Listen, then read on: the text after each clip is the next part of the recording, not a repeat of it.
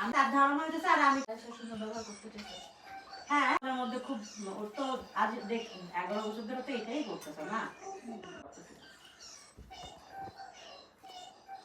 মনে হয় যে এবার মনে ঠিক হয়ে গেছে এই ঠিক হওয়াটা হয়তো 1 সপ্তাহ 2 সপ্তাহ বাট এইবার যে আবার নতুন করে প্রবলেম হলো এর আগে মনে হয় বেশ অনেকদিন ভালো ছিল মানে কয়েক মাস আগে ভালো ছিল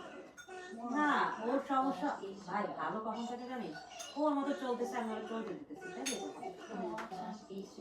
ভেজাল তো আমি করি না কারণ আমি তো এভাবে থাকতে পারি না আমি তো চাই না ওর মতো যাইতেছে তো চাই কি আমি একটা দাসি বান্দি আছি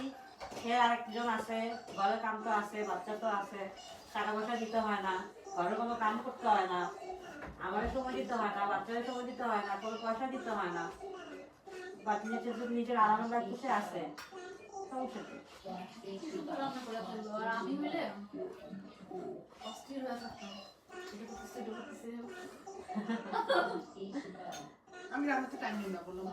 রান্না করতে আমারও খুব একটা সময় লাগে না এটা ইয়ে